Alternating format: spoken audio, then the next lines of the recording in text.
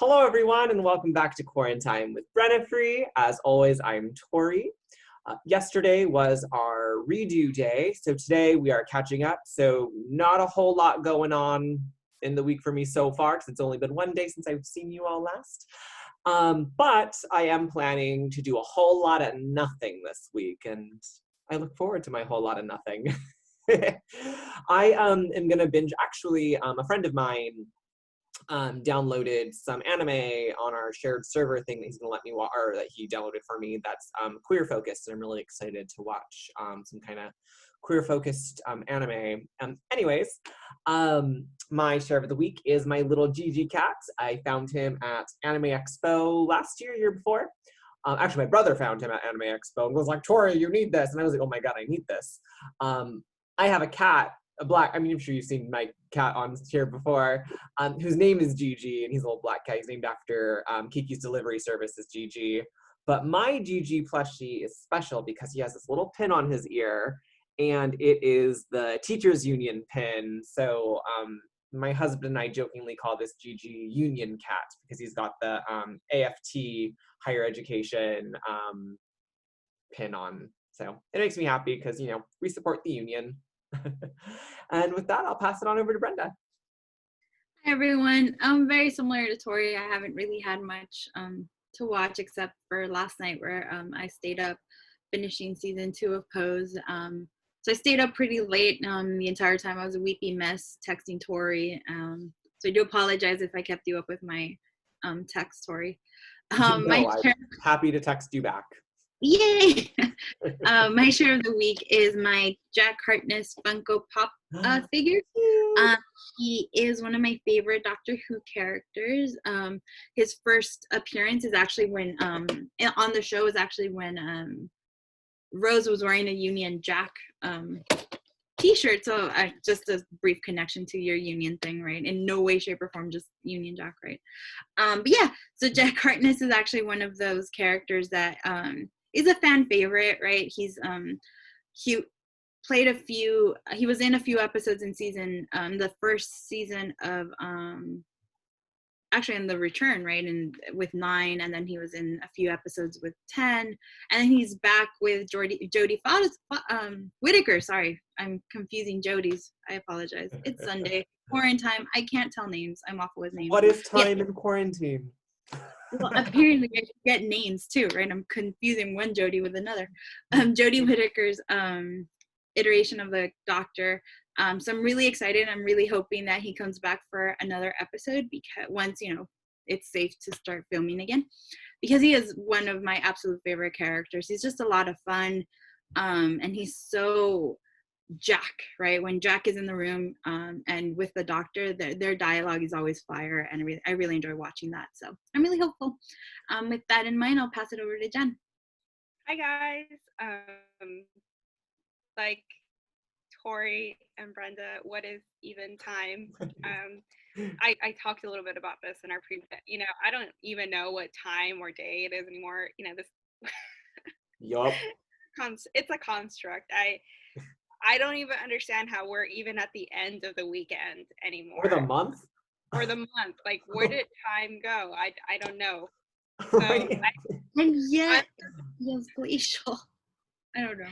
Yeah, I feel like it's glacial, not really glacial. I feel like it's just all running together. All I know is I have to be up tomorrow really early to probably go to work, right? Like that's all I understand about my life, right? When the light bulb goes up in the sky.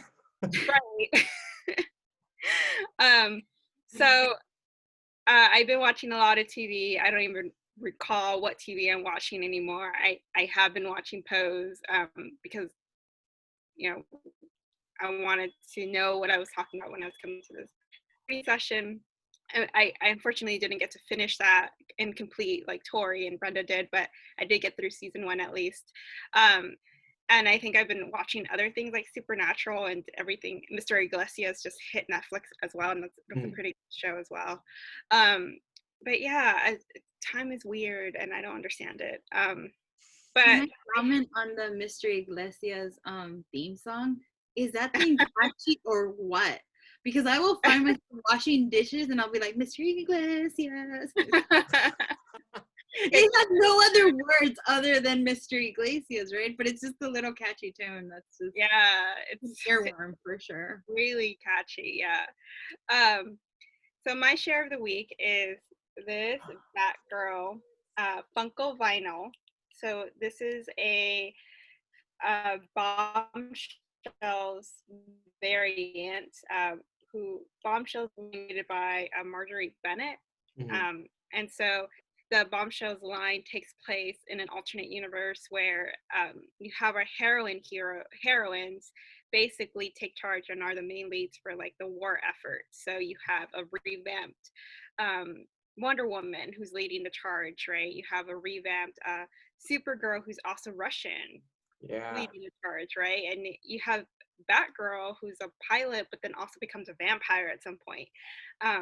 So Batgirl is one of my favorites, and I really enjoyed this particular toy or figurine. It's not a toy, figurine. I enjoyed this figurine, even though I'm staying away from Funkos, and this is part of the Funko line. I enjoyed this figurine because it is cartoonish in look, and it has a very like comic individual look to it, and it doesn't have like that kind of plain Funko look I'm kind of moving away from. So I really enjoyed this. This was part of a 2-pack. So she came with Wonder Woman, and I gave that to Brenda. But they both have these kind of silly expressions that I really enjoyed. So that's my share of the week. Like, this month we really were trying hard to come up with titles that we were exposed to in our childhoods, that we were exposed to in our teen or adulthoods, that really spoke to the queer community or had some sort of queer representation in our coverage of Pride Month. So, and we really went back and forth with a lot of titles, and some titles we ended up maybe not loving as much anymore at the end of it. But I think Brenda and Tori can talk a little bit to this too. Like, we really struggled to find trans representation among the titles that we were exposed to, and even the titles that are available out there. And what we really enjoyed about this process was that it so happened that season 2 of Pose hit Netflix, and Tori was like, "I have this great title that you guys both need to I was see." like, how did I forget about this? And I think that's part of the streaming culture, is that we're so over and inundated with so many titles and so many entertainments that we tend to forget about all the things we have watched, right? Like, me not being able to remember what I watched in the previous week just kind of shows our culture of instant gratification, right? So that titles like Pose kind of just slip our minds. But thankfully that did hit, and I think it's part of that concerted effort of trying to push out like queer titles during Queer Month, right? So you've had Queer Eye also drop at the beginning of the month, Pose dropping at the end of the month. Not surprising, right? It's part of that concerted advertisement effort on his part. But Pose, what was really great about Pose, and I think Brenda and Tori are really going to go off about just how much they love it. Not that I didn't love it either, but they have had like midnight conversations about it as I'm trying to catch up to them. But Pose really is a family drama at the core of it. It's a family drama that follows the lives of this found family, this adopted family that comes together during the AIDS crisis. It follows the lead characters, and many of the supporting characters are trans themselves or part of the queer community, or allies of the community, right? And it really does, at the core of it, while everything's happening during the AIDS crisis and we have all those machinations happening in the story of it, we're really following this one family led by Blanca, who I think Brenda said it earlier, is goals, right? So as always, I want to yeah, and as always, I want to start with first impressions. What did you think about the series? Like, what hit home for you? What was invigorating to watch about this for you both? Yeah, I saw a poster for it on a bus stop, driving home from work one day, and I was like, oh, that's interesting. And then I kind of looked into it, and I was like, oh, Ryan Murphy's doing it. It's supposed to have the guy from American Horror Story, and I was like, oh, that's Evan Peters, and I was like, oh, that's interesting. I didn't have cable. I don't have cable, so I couldn't watch it live. But I was like, oh, that's really cool. And eventually went to Netflix. And immediately I was like, oh yeah, I want to watch this. I want to watch this. 20 seconds in, I was like, oh my God, this is the best show ever. Just fell in love with it. It's so great. It's so good. The cast is phenomenal. The acting is great. The writing is really great. It's just all around super awesome. And I've had such a blast watching it. I'm a big fan of Paris is Burning, which is the documentary that it's inspired by. Which is free on YouTube. You should definitely check it out. But yeah, I watch Paris is Burning every Pride Month, just to kind of humble myself. And yeah, and I'm in love with the show. I wish it many, many more seasons. Yeah, so my experience with Pose is well, Tori brought it to my attention, right? But he brought it to my attention during a time where I am in the middle of taking a number of boot camps, and each boot camp is like 4 hours in front of my computer on Zoom. I actually had a few incidents where I forgot to mute myself, and so whatever. Anyway, that's a side note. But it was the kind of thing that I thought, okay, I need to watch it. Tori's recommending it, but I don't have the time. So what I did was whenever I had a break and I was doing like independent work, I would turn it on and I would work on my computer. Unfortunately, or fortunately, I don't know. It really depends on your frame for that day. But unfortunately for me, because I had work to get done, it's the kind of show that you will turn on and then you find yourself turning to the screen and then forgetting whatever it is that you're doing. And so some of my work was starting to pile up. So I'm like, no, I need to turn it off and get back to work. And so what I would do is I'd watch it at night and then lose track of time because, again, quarantine is not a thing, right? Besides, time is a colonial structure, that construct that I'm defying during this. And honestly, I just lost track of time, and it was midnight, 1 o'clock, 2 a.m., and I wasn't falling asleep. And so that was a problem. But I wasn't falling asleep because I needed to know that my friends were okay, right? To steal Tori's phrase when he was watching Buffy, I needed to make sure that they were going to be okay in the next episode. And so I would always say I did not go as far as saying one more episode. What I would say is I'll watch 10 minutes just to make sure that they're okay. No. Yeah, no. Famous last words. Famous last words, absolutely. But I agree with you. 20 seconds in and you're in, right? You are totally behind these characters. At first I wasn't entirely sure what was happening, right? But once you start getting the hang of it, you're like, oh, okay, right. So now we're going to ballroom. And I didn't know anything about ballroom culture, right? So this is probably my first exposure to it. So I've been asking a lot of questions from Tori and doing a lot of research, but even that, it's that kind of thing where this show is inspiring me to, or actually pointing me in the right direction of where to look for the information that I want to learn, right? So that I can, well, I guess I like the phrasing that you use, Tori, to humble myself and to learn more about a community that I don't necessarily know very much about. Yeah, I think that, I want to pull up some images from the show so that our audience who does watch this, is able to get exposed a little bit to what we're talking about, right? When I first came onto the show, it was really Tori's recommendation. I did know about Pose just in the periphery. So a little background, I do follow a lot of TV news. So, TV Line, Entertainment Weekly, that I always kind of read on a daily to find. I really do love TV, so I do love spoilers. So I knew about Pose in the periphery. Like I knew that, the main dance teacher was originally cast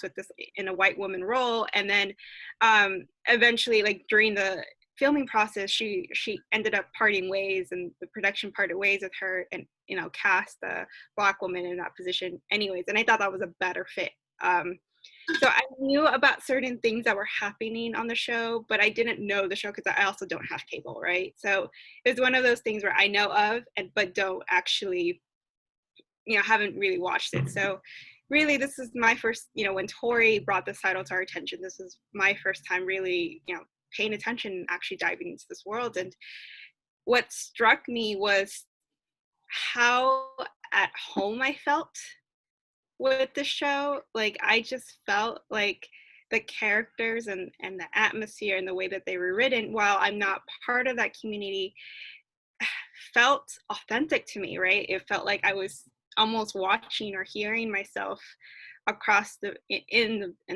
across the room, in a sense, right? Because the majority of the characters on the show are BIPOC characters, right? They are characters that are coming from these different varied race communities, right? And while I'm not part of that queer community, it felt I recognize some of those traditions, like the family table, like the dinner, right? The conversation pieces, even just the way they carry themselves in public, and the movement and the actions and the gestures, I found familiarity with, right? And I don't know how to explain it. I'm not sure if I'm getting across well, but I just felt like, yeah, I know that, right? Versus like everything else that I watch is like, oh, that is apart for me. That's a disconnection for me. I think you said it really well, that there's a familiarity to this, right? I think about Blanca's relationship with her family, right? And when she goes back home, because her mom just passed, and she's having this conversation with her siblings, and they're talking about that recipe book, right? And we think of, I thought about a lot how much food is a part of culture, right? And how that family table, right, how it brings us together, like how we have these conversations over food, right? So recipe book like that becomes something that's not just practical, but there's also a lot of emotional value in it, right? Because these are recipes that our families grow up eating, right? Like, or enjoying, right? Or cooking together, right? Because I joke a lot with my mom about, like, when we're in the kitchen together, right? Because we're always fighting, right? It's not, because it's like she has her way of doing things and I have my way, right? And there's always that like disconnect. And then our kitchen is kind of small, so it's like, well, I don't fit here, you don't fit, like it, and it's always an enjoyable part, right? We always make fun of each other, but it's like, it's a playful part, right? Not the and there's a sense of like you're kind of sharing your culture and who you are, and then you bring it to your larger community, your larger family. And I think that's one of the things that Pose does really well. I like that you called it a family show, because it absolutely is, right? Every part about this show is about building your family and the work that it takes to maintain that family together, right? It's not easy, it's messy, and it's emotional, but it's always that work that is worth it, because that community is important, right? That sense of belonging, that family table, that having some place to go that's safe. I really, that is one element of the show that I really enjoy. Not just, I mean, there's a lot of elements of the show that I love, but and specifically, and like specifically the emphasis Blanca puts, like Blanca wants nothing, no jewelry, no nothing from her family, from her siblings, from their mother's passing. All she wants is the frickin' cookbook, because she wants to make her mother's meals for her children, because she's the one who grew up in the kitchen with her mom. Her other two siblings didn't. They weren't in the kitchen with her ever. And the siblings refuse to budge because they're transphobic. And they refuse to budge. They refuse to acknowledge her gender pronouns and her new name. And there's even this point where Blanca's biological nephew or niece, I forget who, opens the door when Blanca knocks on it, and the child goes, "Mom, there's some lady at the door." because they have no idea who Blanca even is, despite being their biological aunt. And yeah, like it was just crazy. And then eventually the sister like gives Blanca the cookbook.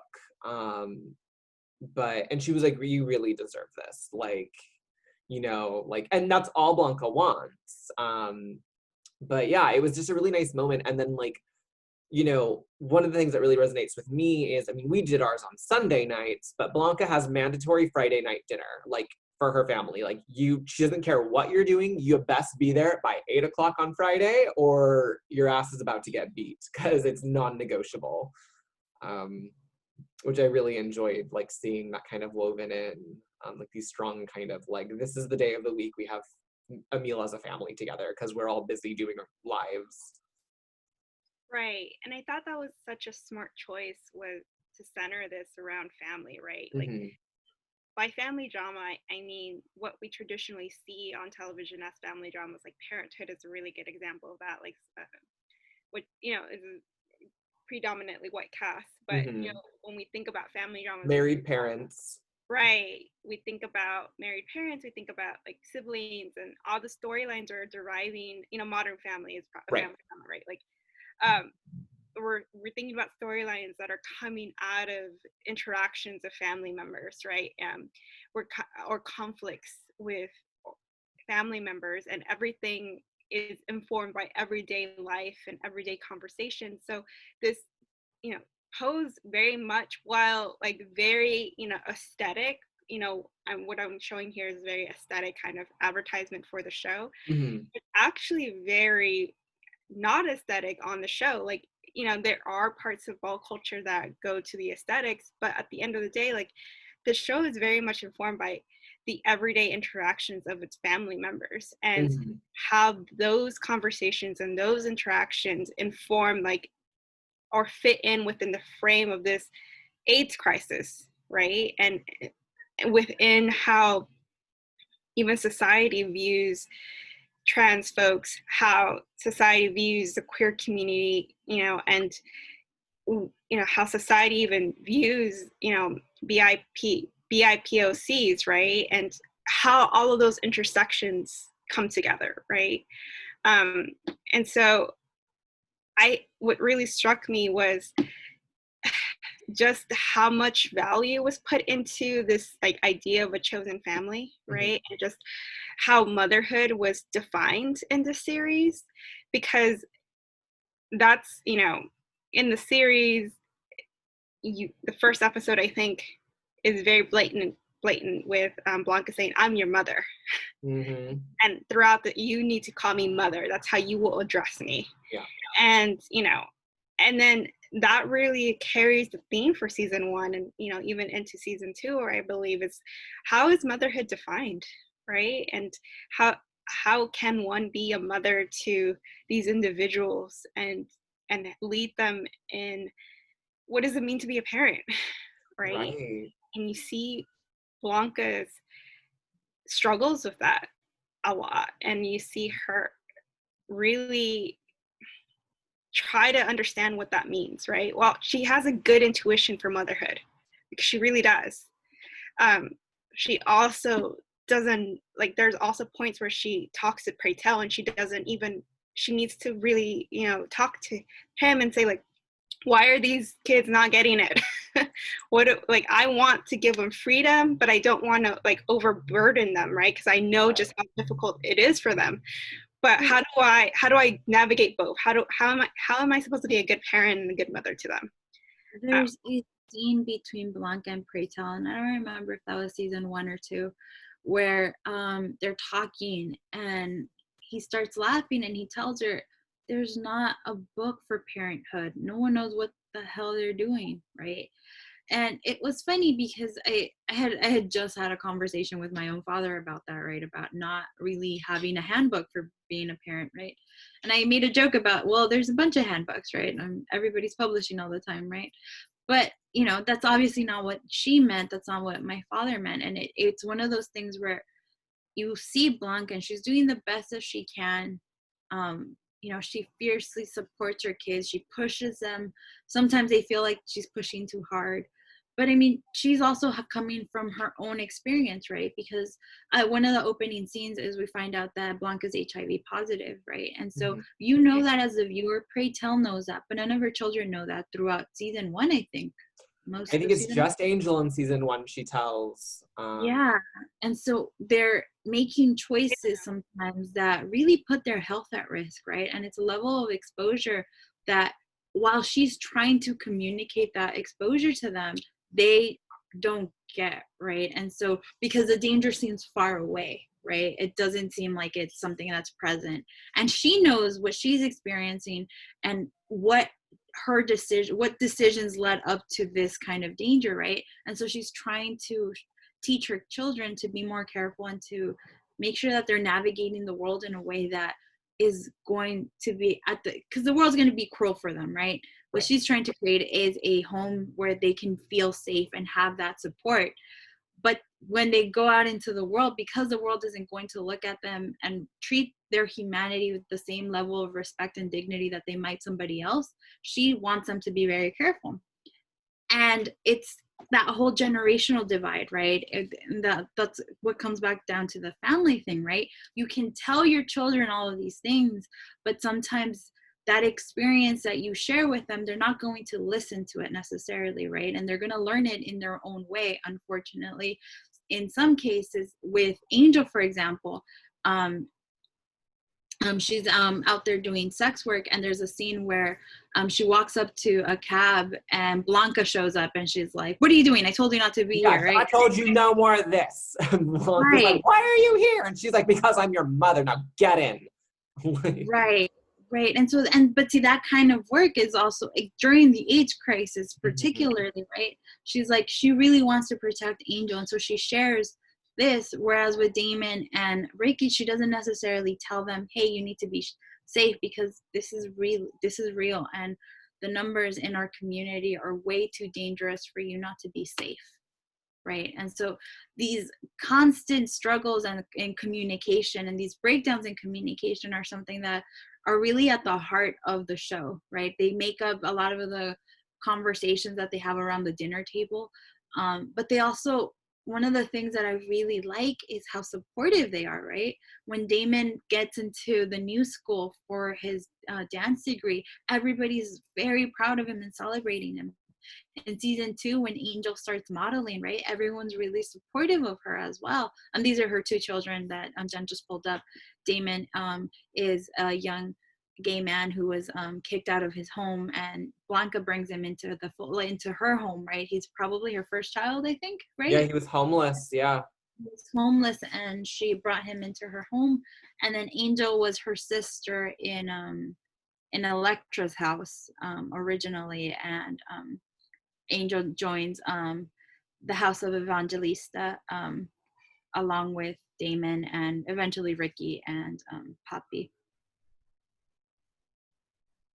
Yeah, I think I really like what you said about how this show's about the breakdown of communication and, communication all around, because, you have a lot of scenes where, Blanca seems to be lecturing Damon and Angel quite often, right? And it's done because she has that insider knowledge that she is HIV positive, right? And that, she's trying to protect through information, through education. And that's actually one of the tenets of her house. You must be educated. And I thought that was such an interesting, I guess, like, position to take, right? Not that I believe in education. I actually do, I side with Blanca on this end, but not to say that anyone else doesn't believe in education, but that she understood the value of it and that she wanted to push her children to educate themselves to be better, right? And I think, and while it's not explored, I think the implication there is that education is a way of arming yourself against a society that wants to consistently exclude you and build processes that exclude you. So if you understand those processes, then you can find yourself a loophole, right? Which is an awful way to kind of survive, but I think it's also it's the ways to survive for these communities, right? Is to consistently find the loopholes within the processes that are built to exclude, right? Right. And so I really enjoyed how much she pushed that and how much she pushes Damon to say, like, you have a gift, right? Mm-hmm. That is so valuable because people can now see you through that gift instead of just judging you by the moniker of a gay man and a Black man.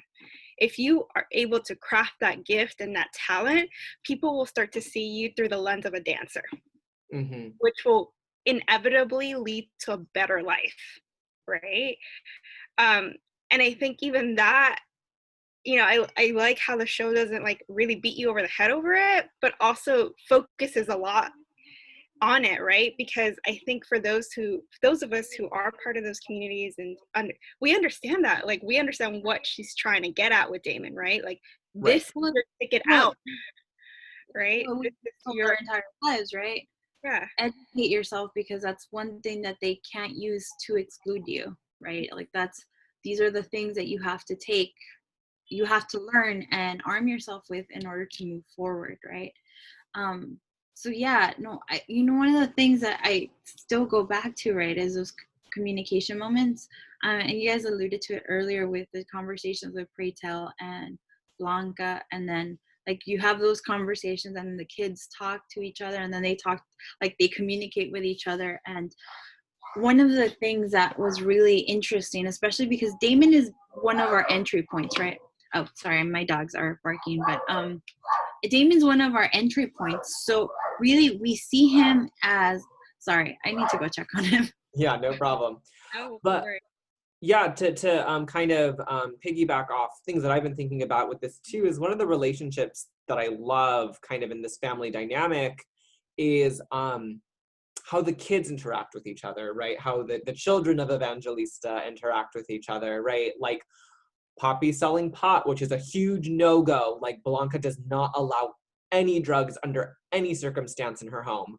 And the kids are like trying to like convince Poppy to stop selling drugs and hide it from Blanca because they know she'll bring the axe down, which she eventually does. And then, he's punished and then she takes him back. And it's like this like long kind of thing. And it happens again in season 2 with a different character. And again, the kids are scrambling to shield each other because they're trying to police each other without Blanca bringing down the axe on them to, like, because they know she will. But I really enjoyed it. Season 2 has this really awesome theme of, like, it takes mothering to the next level where her kids are now grown, right? They're starting to want to spread their wings and leave the nest. And Blanca wants them to, but she also has a hard time letting go, and you see that. And you see a bit of favoritism, and one of Blanca's children calls her out on favoritism.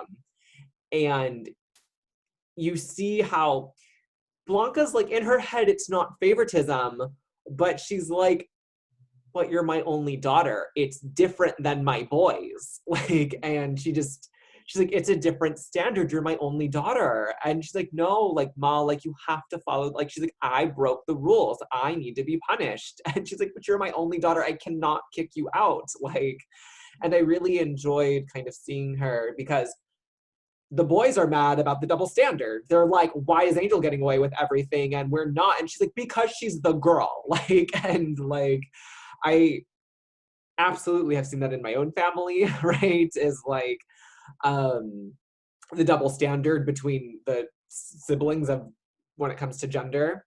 And I really like that they explored that heavily. Like it's a big deal in season 2. Like a lot of the boys are very upset. And I really enjoyed that. And I really enjoyed how the show was not afraid to go there with certain conversations, right? And Mm-hmm. certain themes. So like the exploration of sexuality and what does that mean, right? Right. And what does that mean in the context of this community, within the context of this community within the AIDS crisis, right? And so, there's that moment in season 1 where Damon is beginning to explore that relationship with Ricky. Yeah. And, Blanca's like, fine, right? Like she's very real about like, no one plans to have sex. Like, right. It just happens. But if it's gonna happen, I want you to be educated, right? So like, right, like, here's what a condom is, here's how it works, like, right, and like, here's how HIV spreads. Right, and he's like, no. He's like a 17-year-old, right? He's like, no, I don't want to talk about it, right? But she's coming from that insider knowledge of like, I have HIV, and I want to protect this kid, but she talks to him in a way of like, you need to understand, like, you are a gay man, right? And this is how it works. Right, and this is a crisis that's happening, and you need to take care of yourself, and that's one moment, but it's followed up with another moment where like she talks to Pray Tell, and Pray Tell's like, yeah, like, I know, like, he has a boyfriend that's dying of AIDS, right? And he's like, I stopped checking myself because I felt like I wasn't living. And so like, through that kind of conversation, like, he, they come to agreement that he's going to help out, right? And so he takes the boys to get tested. And there's that uncomfortable conversation at the diner where like Ricky is like, who's a playboy, right? Who's a fuckboy, he's like, like, it's like, I kind of don't really want to know, right? It's that like, I'm afraid of what that answer is. If I ignore it, it's not real. Right. And then you see the boys really kind of find a home, like find a safe place in discussing this, and why it feels so scary, and we find out sad news, right? After they all get tested. But that's what poses really well, is that it invites those tough conversations. Right? Absolutely. 1000%. It brings on these hard to have conversations. There's this like really beautiful scene in season 1 where, Blanca's mother is Electra. That's her former house mother. She still refers to her as mother, even though they're no longer associated. And they're kind of in a fight, like a pretty big fight with each other. And Electra goes and has her gender reassignment surgery. And no one shows up except for Blanca. And Electra's like, you are the last person I thought I'd see here. And she goes, I've already lost one mother, and I'll be damned if I'm losing my second mother. And like, you just see like, that's this like huge theme throughout Poe season 1 and 2, is that Blanca, even though she's the bad daughter because she left home and she's on the outs with Electra, she's the consistent daughter. She shows up, she, make sure, like, and when Electra's having a hard time, she takes in her mother again, right? Like, and Electra's not easy to deal with, and she, brings her mother back and is like, I know we're fighting, and I know that I don't agree with you or see eye to eye with you on things, but you're still my mother, and I will protect you. And let's talk a little bit about Electra, right? Like, I feel like there's just so much to unpack there, but just that the gender reassignment surgery, and both the freedom that comes with it, and also the consequences that come with it, right? And it's such a double-edged sword, and I felt for Electra there, right? Like, in whatever, while she did gain freedom to fully express herself, she also lost the freedom to express herself in the spheres that she grew accustomed to.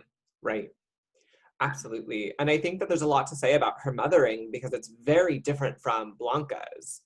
Electra kind of mothers with an iron fist. Like, if you're not bringing home a trophy, don't bother coming home. Like, that's like kind of, I mean, she bails Blanca out of like jail and stuff later when Blanca is arrested, and things like that, because she cares about her. But she also is like really ruthless and cutthroat. She took Blanca in as a very young transgendered woman who didn't really know how to do makeup or hair or anything. And Electra really taught Blanca how to do these things and, you know, to kind of be a trans woman in society. And then, yeah, as well as, you know, Blanca's sisters, you know, like Lulu, Candy, and Angel, who then becomes her daughter. But I really enjoy Electra's role because she's kind of the foil to Blanca, right? She's like the opposite, the opposition, they butt heads, they kind of go toe to toe. But then Electra turns around and like does these really nice things for Blanca, and it's like the end of season 2 isn't it? I won't spoil it, but there's an example there where Electra says something very, very kind to Blanca publicly, and it's like, see, Electra, you do have a heart. Well, I'm sorry, but I had a thing right now. But I see that I think that what you're touching on is really the love that there is between these two women, right? And the fierceness with which they go at each other, right? But it's a competition that's rooted in love. Mm-hmm. And the ways that they protect each other, right? I think you see that a lot in season 2, particularly between Electra and Blanca, and when Electra kind of has this moment where she doesn't do anything wrong, but the consequences of what could possibly happen are really messed up, right? Mm-hmm. And so it's, you see Blanca trying to get Electra to quote unquote do the right thing, and Electra having to say, I love you, but you need to not be here because this is gonna tarnish you, and I don't want you to get involved in all of this. I need to do this because I need to protect myself, but I need to protect you too, and I cannot do that if you're right here. Yep, so she's like, I love you, you are the perfect daughter, and this is your home, but I'm telling you as your mother, go to your room. Because she's like, I cannot have you be a witness to this. Like, you need plausible deniability. Right. And so, and see, that's one of those things where I really love the relationship between the two, just because you see that fierceness in terms of protecting each other, right? Because even Blanca's coming from a good place, right? She's trying to protect Electra in her own way. And Electra is like, well, you have to realize that the circumstances for us are different. The law looks at us differently, right? If it looks at us at all, right? And so it's really, on one hand, you understand where Blanca's coming from, but on the other hand, they have to do what Electra is about to do, because that's the only, it's one of those episodes that's really uncomfortable to watch, but I think it's one of those episodes that, and this is in season 2, I think episode 2 or 3, something like that. 3. Okay, yeah, because it's right before episode 4, which is the big bombshell. The throat punch that you called it a throat punch, and that was definitely what that was. It's a throat punch, all right. But yeah, it's one of those episodes where you see how difficult it is just surviving as a trans woman, right? And all the choices that they have to make just to, it's a difficult episode to watch. I can't even put it into words. I think with what they do so well with that relationship between Electra and Blanca is kind of almost demonstrate a first gen versus second gen kind of upbringing, right? I think that like the way that Electra mothers is very, immigrant parent trying to parent a first gen individual, right? Saying like, you need to do all these things, and here's my iron fist, right? And then Blanca, and if you don't come home. Right. And then Blanca being informed by that and taking a very different approach to her parenting style, right? Where she's taken everything that, she's learned from being mothered by Electra, and really has taken what works and what doesn't work for her in her own parenting style. Yeah, right? and I really like too, there's like a scene I think in early season 2 where the Blanca's kids are kind of being snippy with Electra, kind of giving side jobs at the dinner table to her. And Blanca's like, you guys, that's my mother, so you're gonna respect her. You don't have to like her, but you're gonna respect her.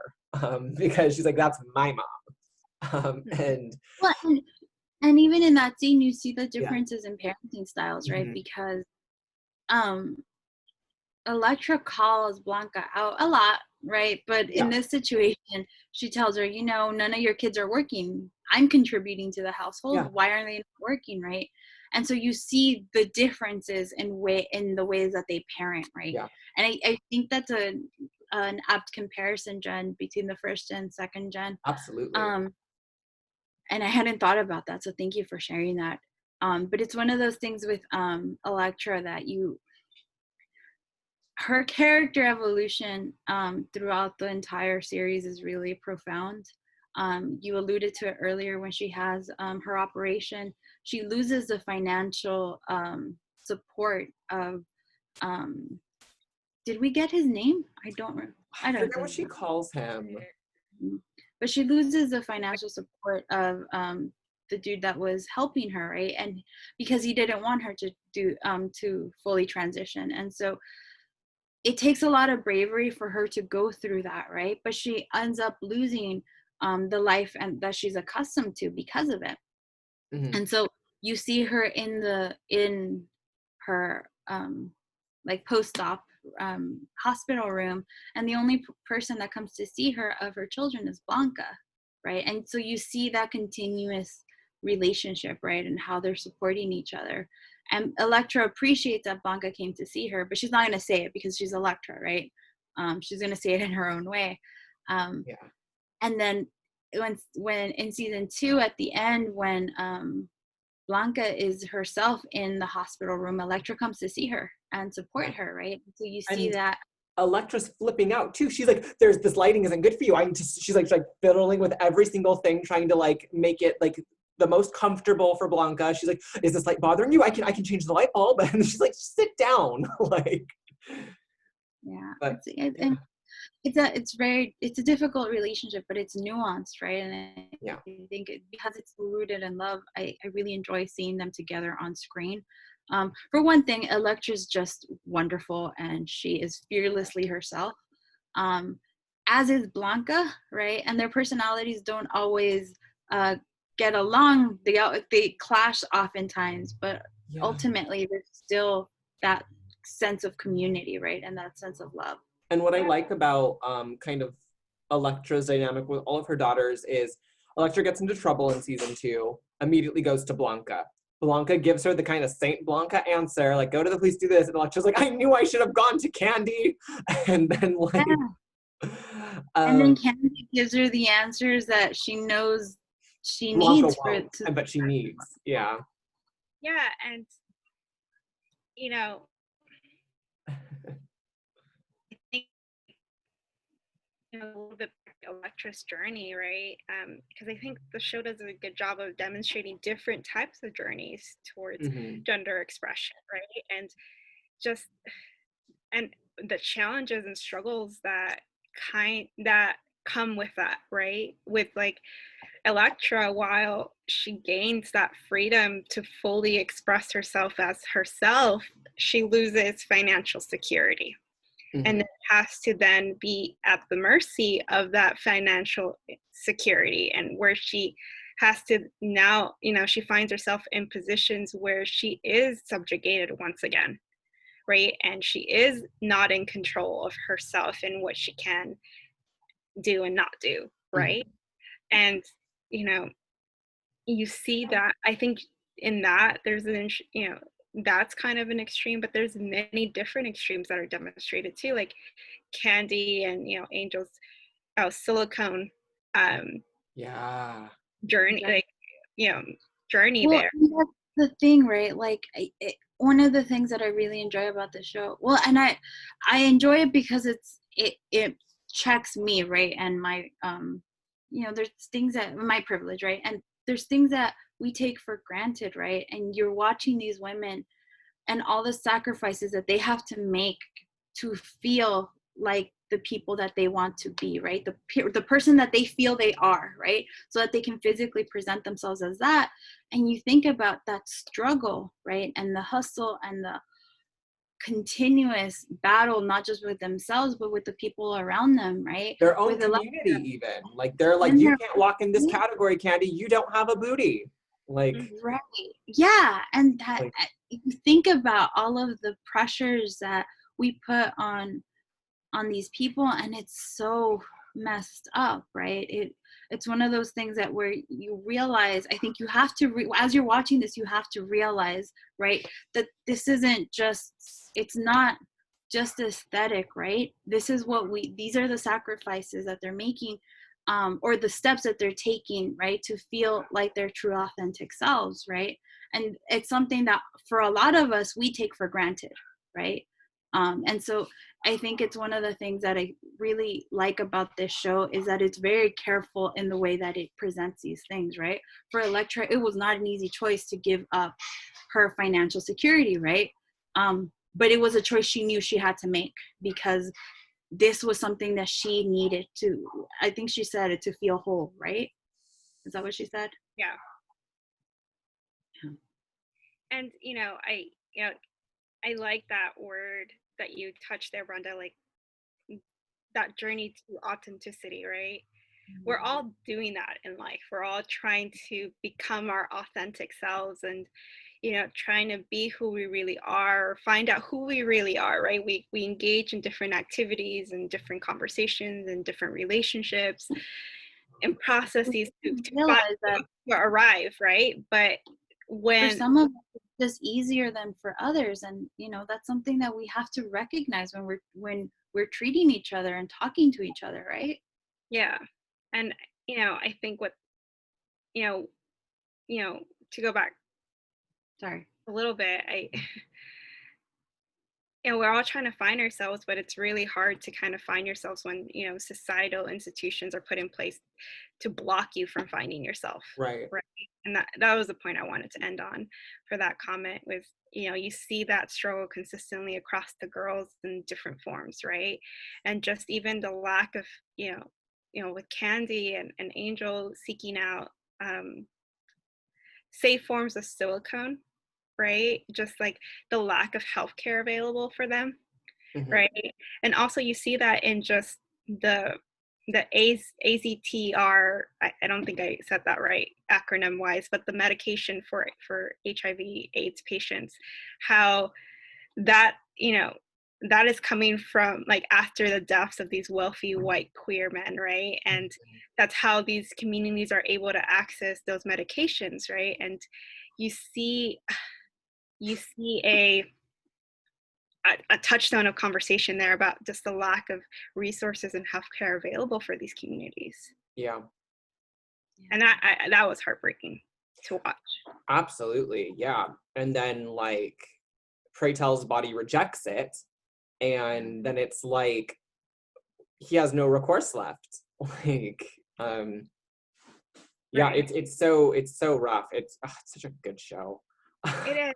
And I kind of want to shift our conversation a little bit, about about the notion of community. So like we talked a little bit about how family is defined and Mhm. in the show, and how the show is centered around that theme, but it because community is such a natural offspring of family, and just how community is and the queer community is defined in the show is very interesting to me, because I think the show really puts a light on the stratifications and the caste systems that exist within the queer community Right. that I don't think are talked about enough, because the fight is for everyone, right? So you want to portray a positive light on the community, and yet there are a lot of stratifications that are happening within the community itself.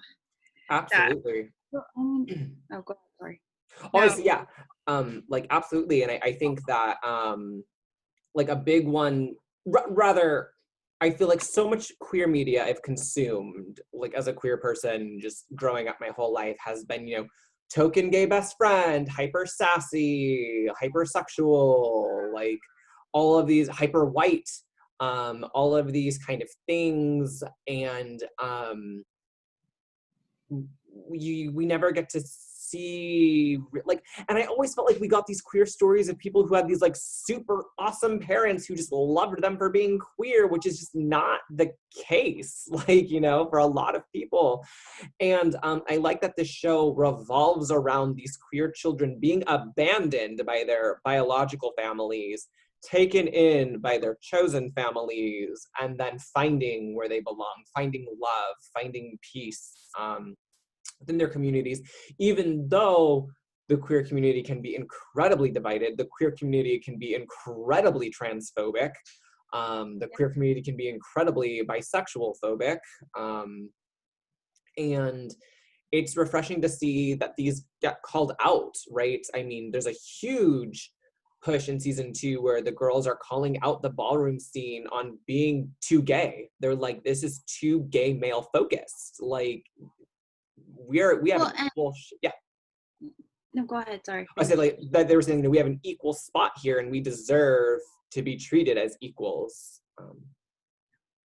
Yeah, there's like a conversation, I think it's at the end of season 2, where Electra brings it up. Actually, all the girls do, and they point out to Billy Porter's character, Pray Tell, that, you know, all of the judges or all the MCs at ballroom are gay men, right? And so she tells them, you don't know what it's like to walk in our heels. And so that it leads to a really nice moment at the end where all the MCs walk in drag and the judges are all trans women. And they read them for filth the way they've always been reading them for filth, like all this time.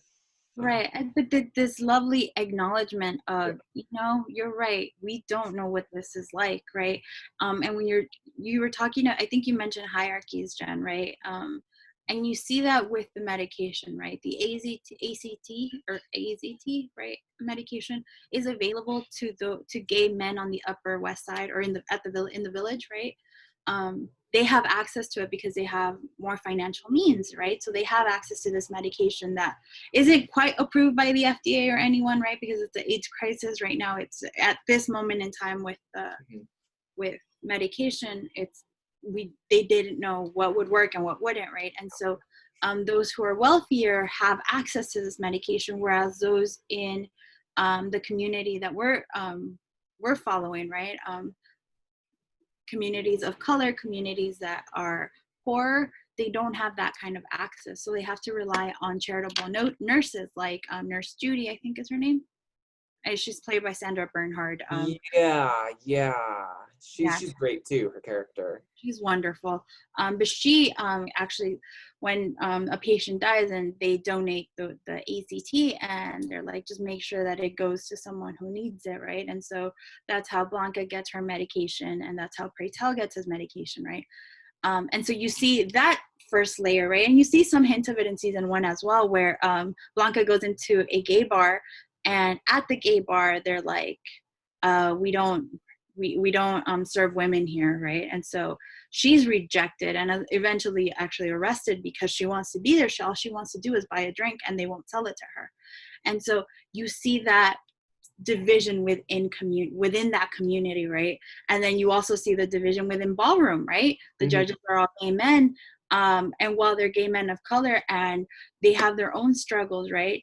The trans women are talking to them are like, yeah, we recognize you have your own struggles. What we're asking you to do is recognize the fact that we also have very similar, if not more difficult struggles than you do. And you spend this entire time judging us, and that's not okay, right? So I think it's a very beautiful moment of dialogue and conversation, right? It models what those conversations should look like, but it's also a lovely moment of recognition and hopefully more inclusion. We're still waiting for season 3, so we'll see what comes in season 3. My hope is that we'll have trans women on the MC panel as well. I think the implication is that Electra's going to take over.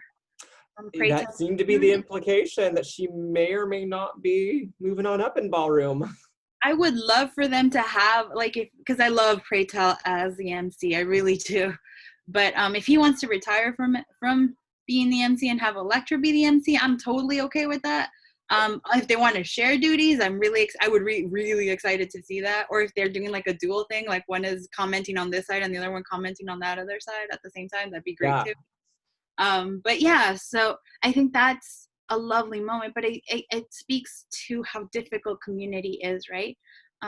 One of the calls with when we talk about people of color is, right, it's this blanket term that applies to every minority community.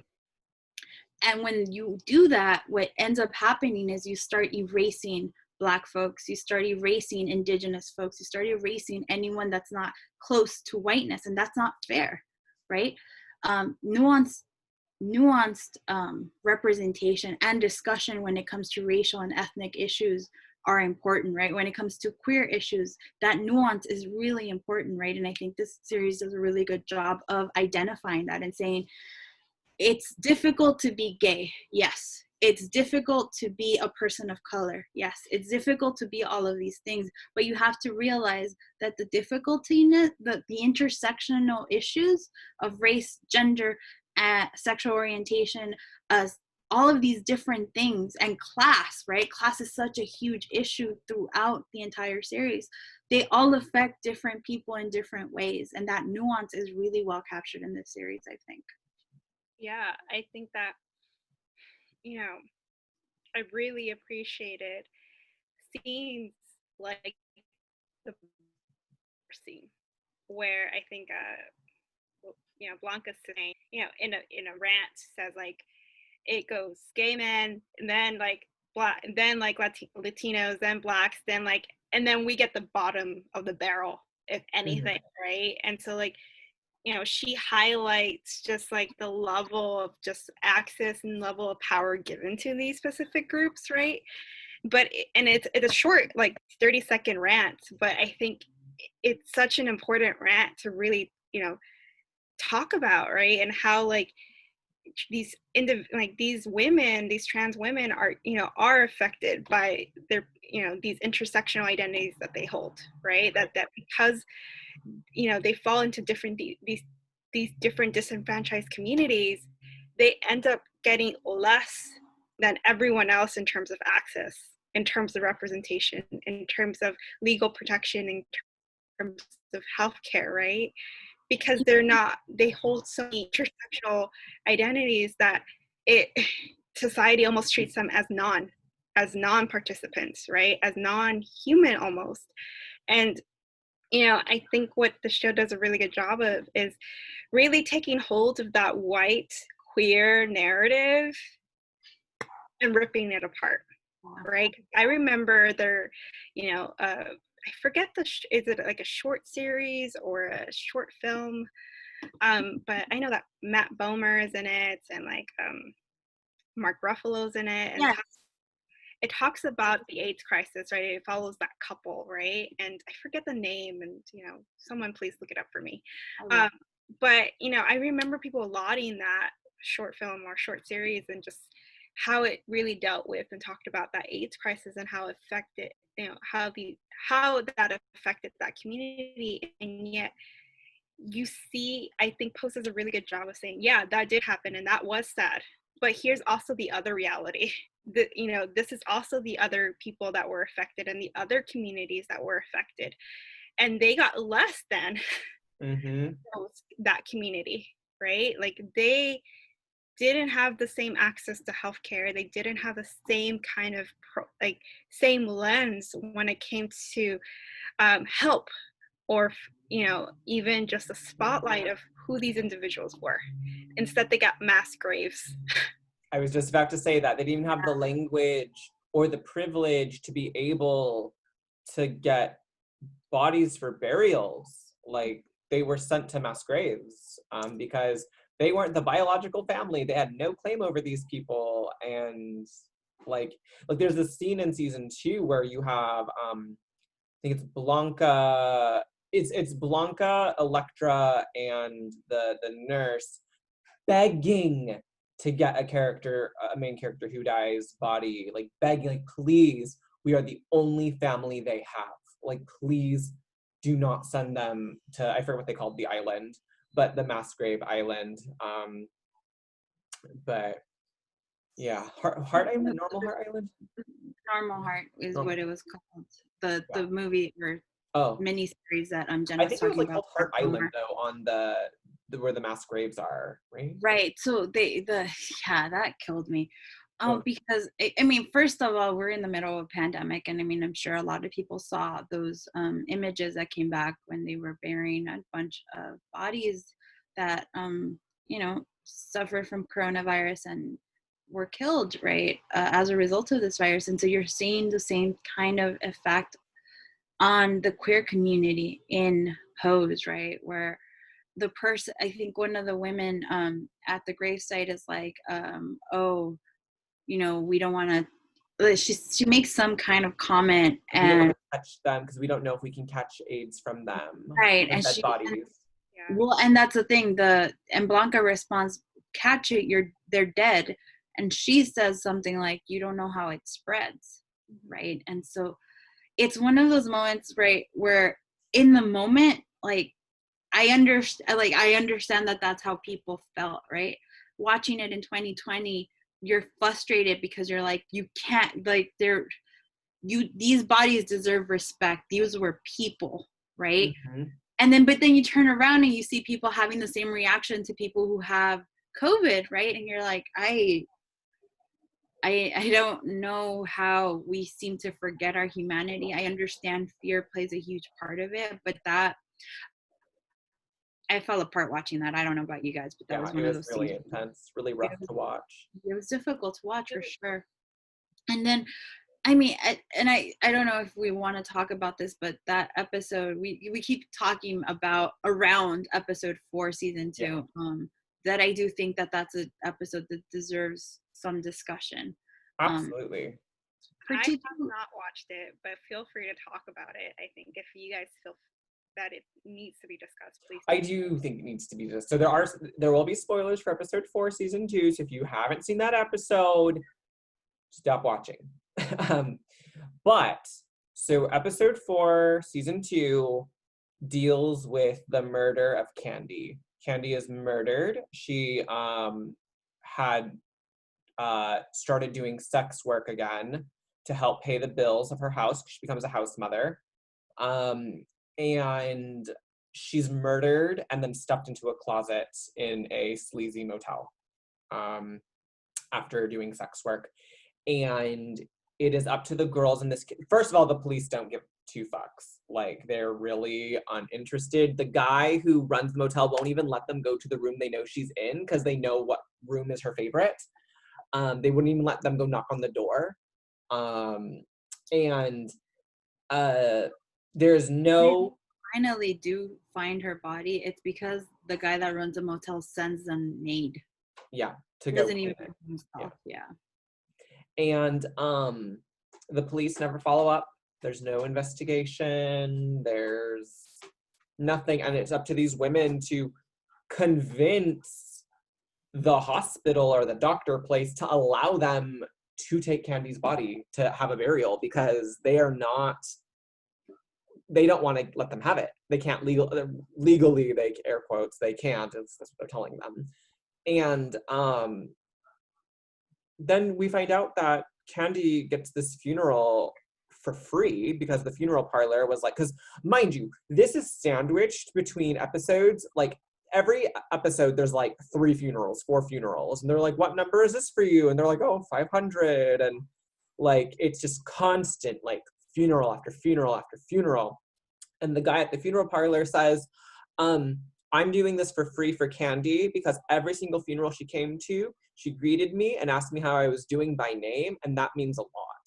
And like you just see like community and just like, and everyone has this kind of like ghost moment with her, and it's just like, and she's like, why were you so mean to me? I'm sorry we fought. I'm this. I should have been a better sister. You were a rough mother, blah, blah, blah. And then like yeah, go ahead, Brenda.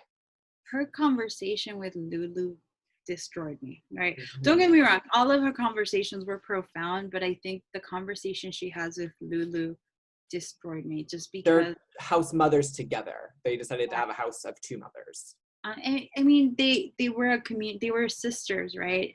With Electra, and then they went off on their own and they tried to start their own house, and they did start their own house.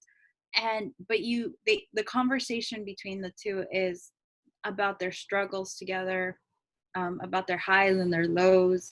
And it's just, you think, I mean, on one hand, you're dealing with the loss of Candy, who has been this fierce character, right?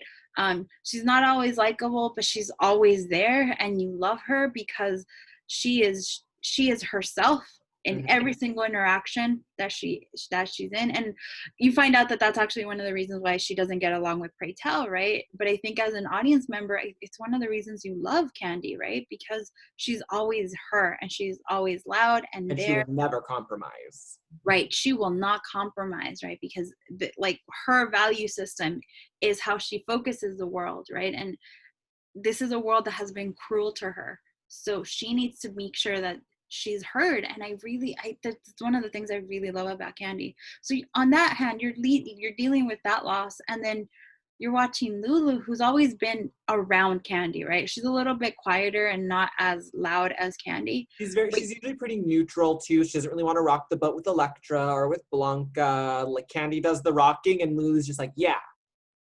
Yeah, I mean, I think that's a fair assessment. Yeah. You see how much she's going to miss her, right? How much she's already missing her in that moment.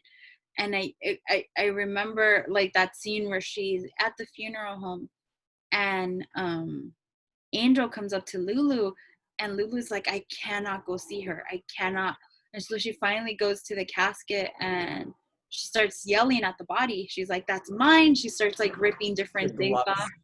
Right. And it's the grief, right? And you see that this is a relationship that they had when they were when Candy was alive, but also this is a relationship that has meant so much to Lulu, and now she's not going to have that.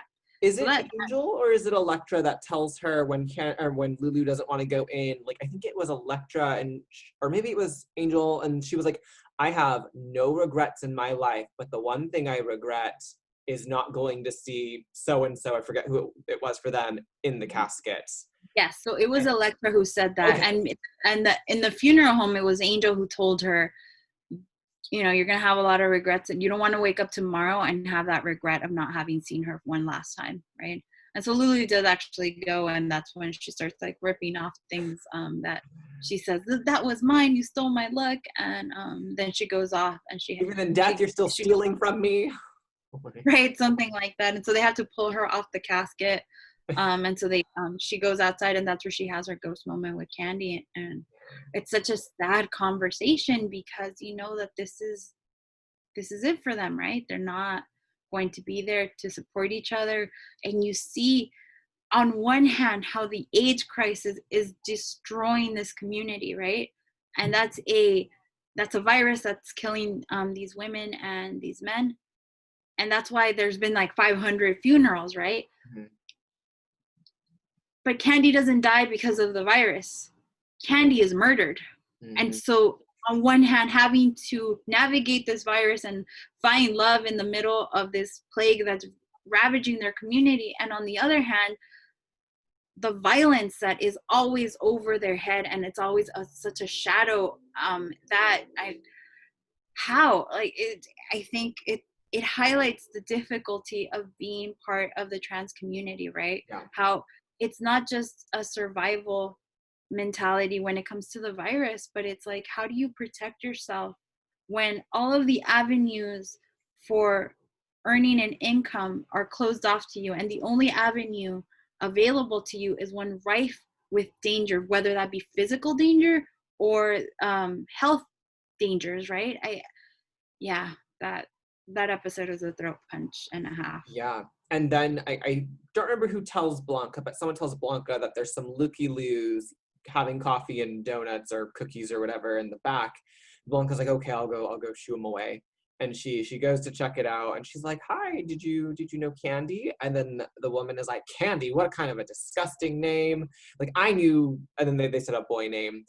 And Blanca was like, well, her name is Candy, and that is the name she chose. And like, kind of puts them in check a little, and she's like, you are more than welcome to come see her if you would like. And then Candy's biological parents work up the courage to go see her in the casket, and they're both just in tears, and they have this ghost moment with Candy, and it's just this moment of like, we're so sorry we never saw you for who you were when you were alive, that it took you dying for us to see you truly as who you are, which I thought was a really nice, I mean, sad, but nice moment. Like, well, and the conversation is one that's very, I think, I'm still processing, and just because it takes me a minute to process things, I do that. But there's like she has a conversation with each of her parents, and one of them is her talking to her mom, and her mom is telling her, or she tells her mom, it's like, you found me playing with your makeup and your wigs all the time. I thought you would accept me, right? And Candy's mom was like, well, I just thought you were creative, or you were this, or you were that, right? Or at But least it was just gay. Like, yeah, that was at least I thought maybe you would just be gay. Like, right. So, and it's one of those things where it's like, Candy, I mean, you were her parents. Candy expected you to understand and be there, and you weren't, and now she's gone. And then she has that moment with her dad where that one, yeah. Oh, that one hit me so hard. Where you find out that he was the softer parent of the two. And Candy says, like, you know, if you and mom were gonna like abandon me like this, why did you give me that best Christmas ever? And he's like, what do you mean? He's like, and then Candy goes, the one where you bought me that Barbie dream house. Like, I woke up to a Barbie dream house, the one I wanted so badly. And he's like, I just wanted my kid to be happy. Like, and you get the sense that he was more accepting. But yeah, it was such a rough episode. And I think it's one of those things where, and I don't get it. I really don't. The whole why, like, what good is that regret now, right? With the parents, right? And had you accepted your daughter and been a part of her life might have been different. It might not have been, but at least you would have been there, right? And now you regret not being a part of her life, and it's a little too late, right? And Candy says something about this a few episodes prior, how funerals are so stupid. They're only for the living. They're not really for the dead. And then you get this, she dies, and it's all about everyone else getting some type of come to Jesus moment with Candy. And it just like is so in line with what Candy had been saying. Like, she's like, where was all this when I was alive? But yeah, the reminder of how crappy people treated Candy, right? How little respect she got within her own community, but also her family, like her biological family, right? It's messed up. It's really messed up, and it's really unfair, the kinds of trauma that she had to undergo and endure during life, and then for it to be squashed away so, like, her life to be taken away so violently. And while she is not before her body is found, I mean, you have this community of trans women just coming to, like, banding together. Like, Blanca has made signs. They're like coming with a plan. Like, I'm gonna post these here. We're gonna go here, here, and here, and we're gonna look for her. We're gonna ask people. Like, we have this plan, and then Blanca gets the call, and Lulu comes to the door in tears. She's like, I just need to know. She's like, let's wait for a lecture. Let's wait for Mother. And she's like, I need to know. I need to know right now. And Blanca just shakes her head, and Lulu just loses it. And it's so rough. And then, like, Angel is in charge of contacting, like, Candy's biological parents, right? And then we hear from Angel. She's like, well, I tried, Mom, but they're just not coming. But then they end up going. But like, it's such this, like, insane experience. And then it kind of makes everybody kind of check themselves, like, on, well, what's gonna happen? Not if, but when this happens again. Like, how are we going to process and do this? So, we've talked a lot about, hopefully talk about Pose to the point as much as we could, like, in the categories and things that we want to talk about. Like, I kind of want to, I want to talk about, like, how does Pose kind of fit in with the narratives that we've talked about during this month, right? Like, how how does this fit in with those specific narratives that we talk? Fence, Right. Cora. I think Pose is phenomenal. I think that it's revolutionary. I think that so the issue with a lot of the other queer media is there's this fear that it's going to be rejected by mainstream. There's this fear that, oh, if we make it too queer, people are going to get offended and boycott and not going to like it. But for me, Pose has proved that you can do whatever you want and people will shut right the hell up. Like they'll like get put into their place, right? And I wish more stories would take these risks. I wish more writers' rooms, more directors.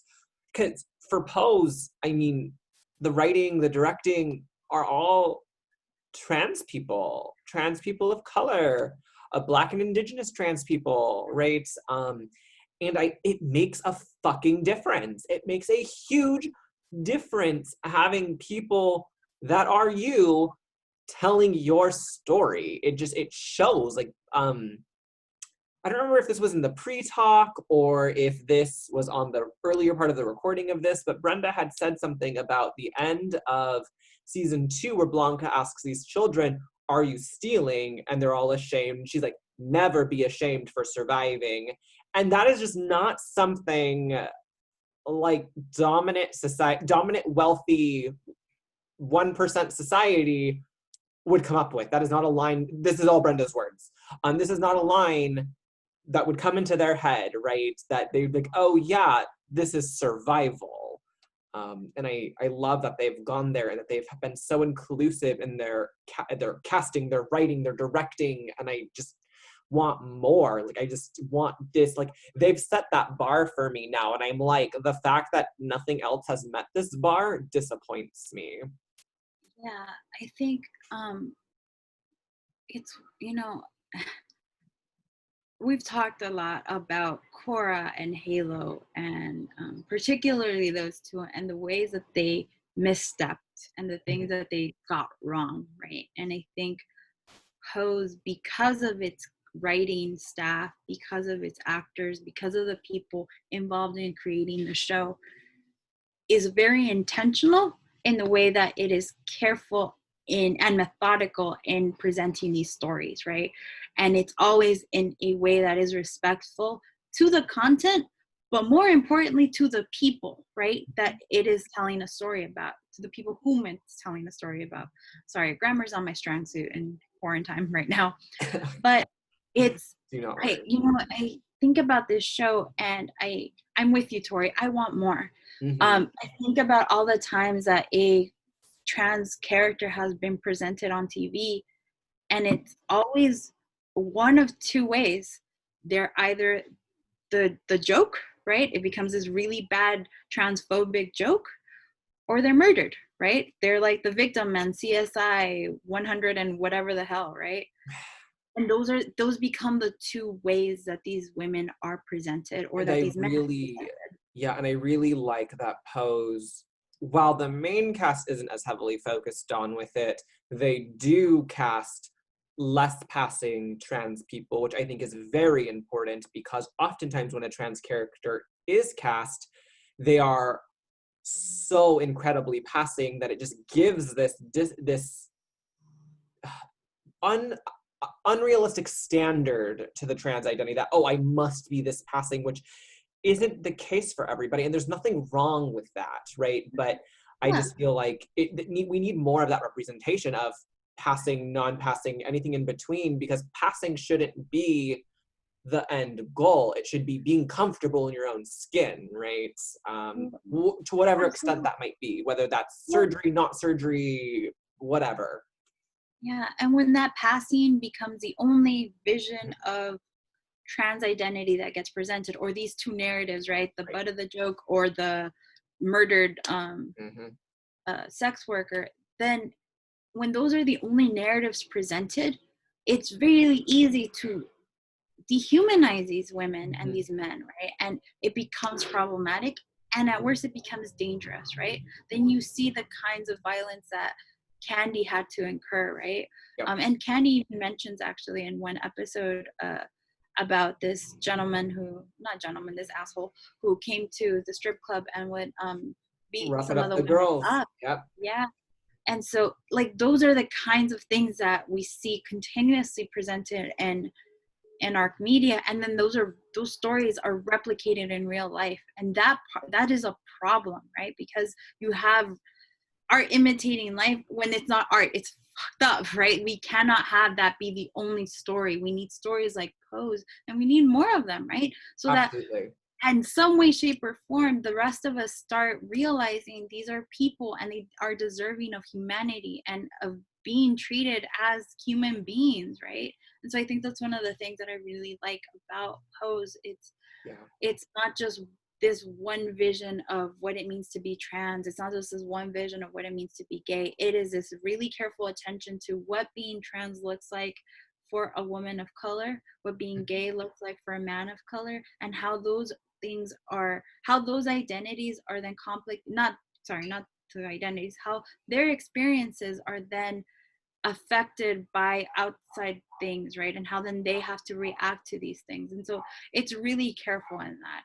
So I think one of the things that we did with our Pride Month is really try to highlight all these different stories, right? But I think if we're I don't want to rate and put them in competition with each other, but I just think that Pose is one of those types of stories that is just really carefully and well done. And a lot of it has to do with its writing staff and its production team and its phenomenal actresses who deserve Emmy nominations, quite frankly, every single one. Every single one of them. Yeah, I appreciate everything that you just said, Brenda. And I really, I don't want to put them in competition with, the title that we've chosen to talk about this month. I don't want to put them in competition with each other. I think my opening question was really to talk about like how does Pose fit in with the conversation that we've created with these titles, right? And for me, what I enjoyed about Pose was that it highlighted a very invisible community, right? But it also kind of continued the work of nuancing how queer representation is presented on camera, right? Because I think some of the titles that we talked about tend to sanitize and make it all positive, right? And sanitize the experience and make it all positive when in reality it's not always positive. And so I think that and Pose has a lot of lovely moments, a lot of inspiring moments, but it also has a lot of devastating moments, like what you guys just spoke about with Candy, right?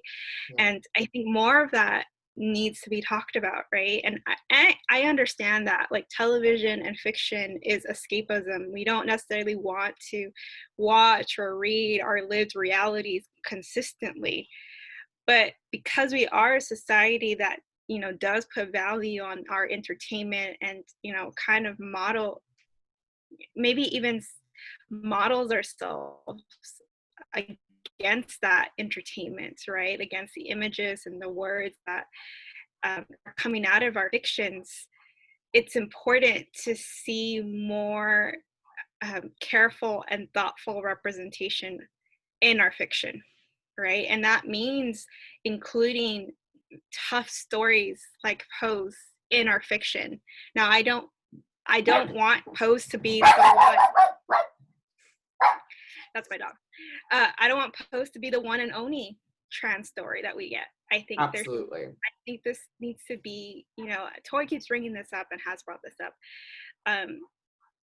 One show kind of breaking the glass ceiling for the other show. I think if that's the case, I want Pose to be breaking the glass ceiling for future shows.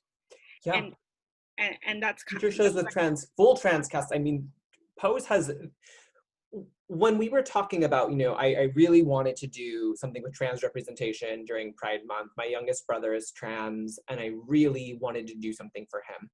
And outside of Pose, there's nothing. Like there's a character here and there, but there's nothing. Like, And most of those characters are white, and outside of Laverne Cox being like the only exception, and it just is so frustrating. Like, and it was like, I just want more. Like, Well, and I think about like characters like Max from the L Word, right? This was a trans man. And I remember I've read a lot and seen some of the interviews where people really excited when that character was initially presented, right? Because trans men in media are just not seen, I just think. not there. Yeah. I mean, we have a little bit more, and when I say a little bit, I really do mean a little bit, right? More with trans women, but when it comes to trans men, it's almost no one, right? I think Max might, at least off the top of my head, Max is the one character that I'm familiar with that I've seen on TV, and the way that he was presented was not great, right? He started off as this wonderful character, and he was kind of sweet and loving, and then he started on testosterone and became a shell of the person that we used to know, right? And so the way that that character is dealt with is kind of careless and clumsy, right? And I think I said this yesterday when we were talking about Halo, right?